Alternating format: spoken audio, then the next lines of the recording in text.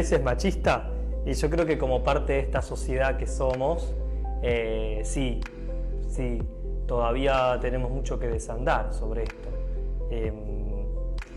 Pienso que tenemos que hacer mucha conciencia de tantos comentarios que hacemos a la pasada, porque son muchos años de machismo, de patriarcado, y tantos años no se cambian, no se revierten en poco tiempo.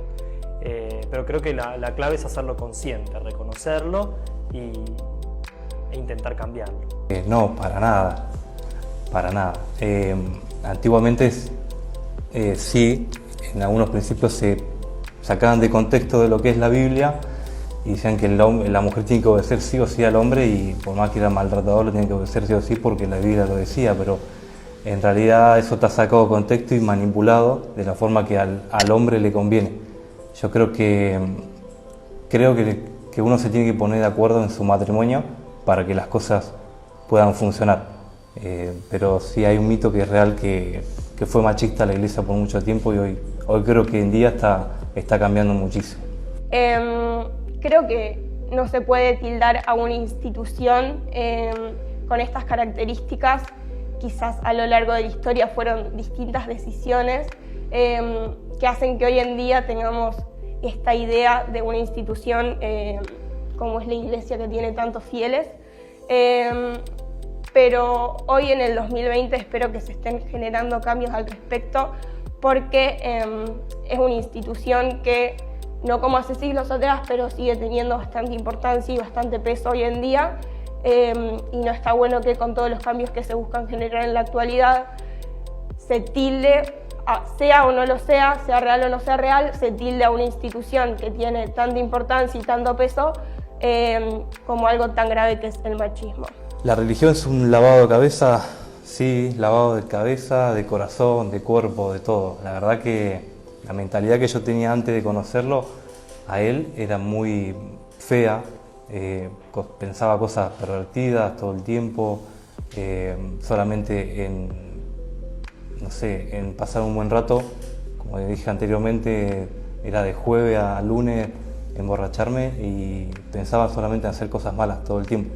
No pensaba ni siquiera en los demás, sino en mí mismo, y sí, creo que sí te lava la cabeza cuando llegas, porque te saca todo eso feo y pone cosas muy bonitas en la cabeza. Yo no creo que sea así, obviamente siempre depende del caso, pero en mi caso yo elijo ser judía, elijo llevar un estilo de vida asociado al judaísmo. Yo creo que el judaísmo no es una religión, es algo más allá de eso. Es una forma de vida. Yo elijo celebrar las festividades, yo elijo ir a una escuela judía a aprender hebreo, yo elijo ir a Israel a conocer mi país, yo elijo ir a un movimiento juvenil judío, y nadie me está obligando a hacer esto. Entonces creo que la religión no es un lavado de cabeza. La respuesta es espero que no. No, espero que no.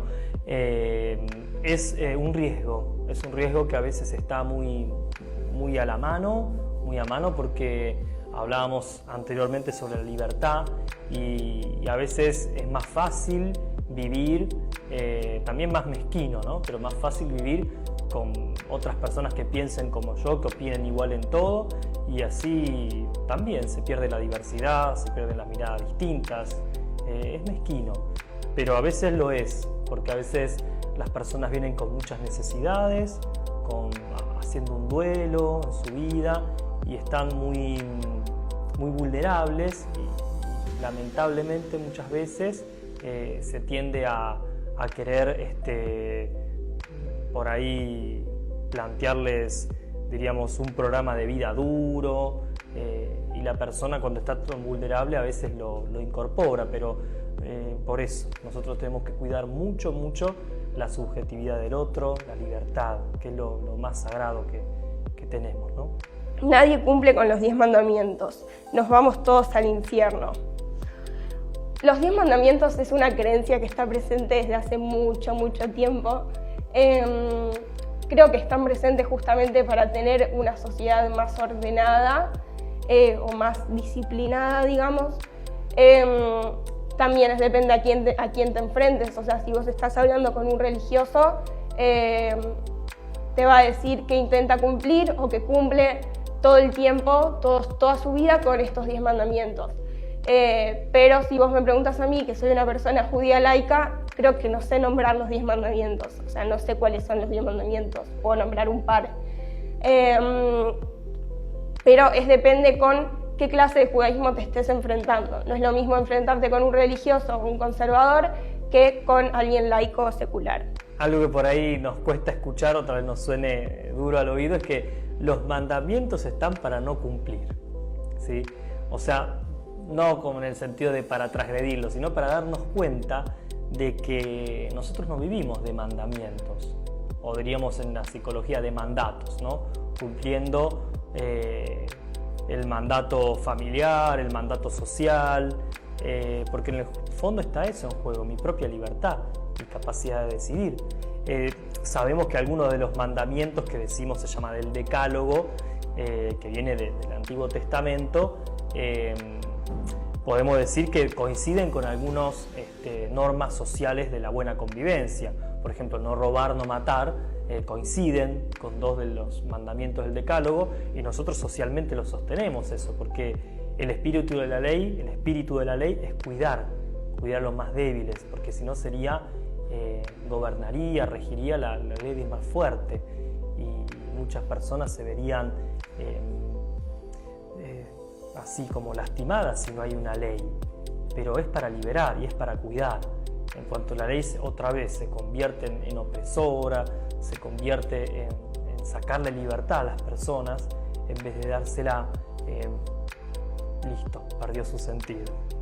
Y no nos vamos a ir al infierno. De hecho, es un lindo tema para charlar otro día. Acá hay por ahí un mal concepto. Los 10 mandamientos fueron dados en el Antiguo Testamento, y es imposible cumplirlo. Dios lo hizo así a propósito para que solamente dependamos de Él. Es la única forma de que se puedan no cumplir, porque no se pueden cumplir. Es imposible cumplirlo. Lo hizo a propósito para que cuando vos te equivoques vayas a buscarlo a Él. ¿Cómo se llevan los votos de castidad? Y tenemos que ver que es una parte de nuestra vida, podríamos decir. La sexualidad, todos nosotros somos seres sexuados. Otra vez el tema de no reconocerlo es cuando nos lleva a veces a tantos problemas interiores, a tantos problemas también sociales. Nosotros, gracias a Dios, somos seres sexuados, que podemos sentir, que tenemos pasiones, menos mal que las tenemos, porque si no seríamos seres casi máquinas, ¿no? Entonces, una cosa que nos separa de las máquinas es esta sexualidad, esta fuerza que tenemos, que la castidad es un encauce, como tantos encauces de nuestra vida, que se vive alegremente a través de vínculos lindos, de vínculos del compartir, de las amistades, de la familia, por ahí pasa por ahí. El judío es tacaño. Esta es una creencia que, desde mi punto de vista, está asociada a la relación que tiene el judío con el comercio a lo largo de su historia, y también creo que es porque siempre se buscan generar estereotipos o prejuicios para poder tener una mirada sobre el otro que lo distinga de mí. O sea, el judío, creamos un estereotipo sobre el judío porque es una persona diferente. Y no es así, en una sociedad somos todos iguales, pero creo que esta idea de judío tacaño se debe mucho a la relación que tiene el judío a lo largo de toda su trayectoria con el comercio, porque muchas veces, gracias a distintas persecuciones, debido a distintas persecuciones, los judíos tuvieron que ir escapando y subsistiendo de la manera que podían, vendiendo distintas cosas, lo que tenían al alcance de la mano, y por eso muchas veces se los asocia al comercio, pero creo que hoy en día mantener esa creencia de que el judío es tacaño es debido a que es un estereotipo, un prejuicio que está arraigado hace mucho tiempo y que es muy difícil sacar de la sociedad, y creo que se sigue manteniendo justamente para poder tener una idea del otro como alguien diferente a mí. Yo soy una persona normal y el judío es una persona tacaña. ¿Los cristianos te convencen y después parecen una secta? Muchas iglesias sí hacen eso, sí es verdad. No la nuestra, muchísimas iglesias que tampoco lo hacen.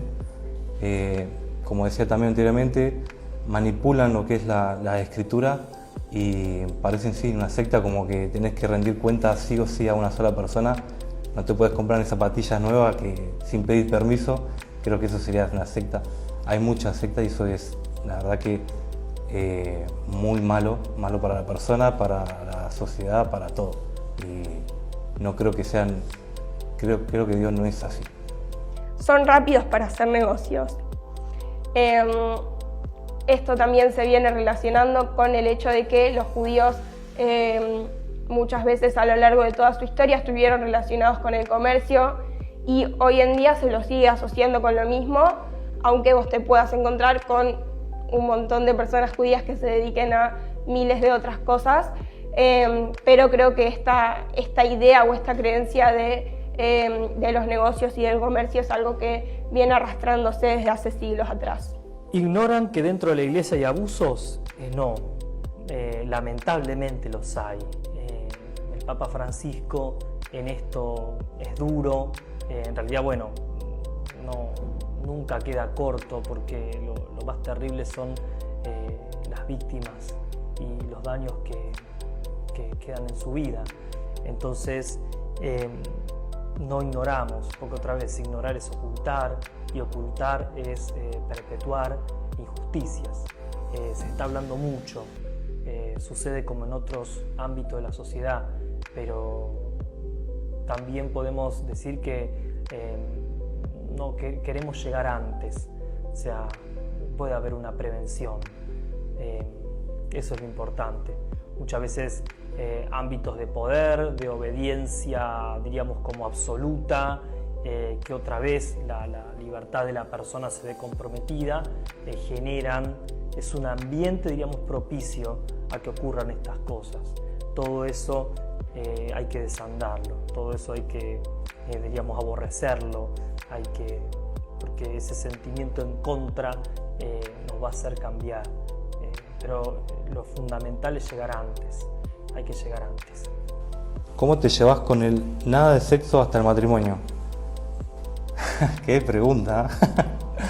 En mi caso, yo me casé, ya tengo un segundo matrimonio, el primero fracasó, tengo un segundo matrimonio donde las cosas, cuando puse en fundamento a Dios, empezaron a funcionar. El tema de sexo es muy difícil de poder lograrlo porque están muy tentados todo el tiempo.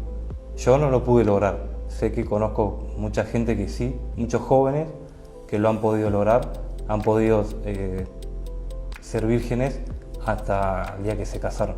Y la verdad que es algo hermoso el que lo pudo alcanzar. Con todo el oro del Vaticano acabamos con la pobreza.